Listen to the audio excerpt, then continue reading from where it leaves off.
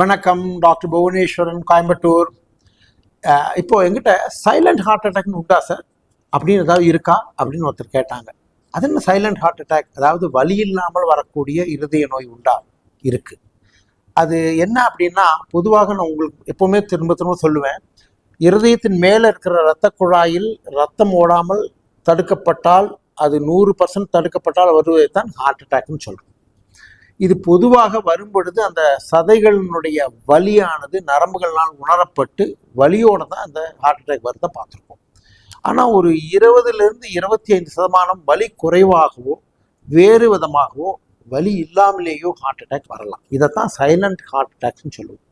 பொதுவாக இது யாருக்கு வரலாம் அப்படின்னா, ஒருவருக்கு அறுவை சிகிச்சை நடந்துட்டு இருக்கும்போது வலி இல்லாமல் ஹார்ட் அட்டாக் வரலாம்.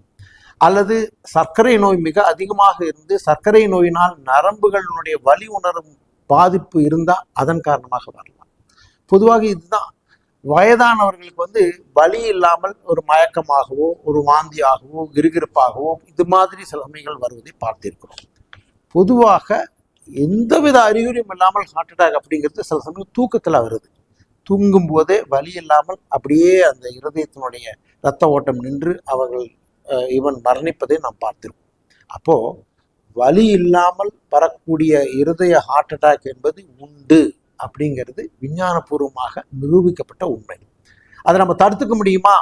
பல சமயங்களில் சர்க்கரை நோயை கட்டுப்படுத்தினால மாத்திரம் அதை தடுக்க முடியாது. பொதுவாக அந்த நோயினுடைய தாக்கம் இருக்காங்கிறத கண்டுபிடிச்சுக்குங்க. அப்படி இருந்தால் அதை தடுக்கிறதுக்குரிய வாய்ப்புகள் உண்டு. புரிஞ்சிட்டிங்களா? வாழ்க வளமுடன்.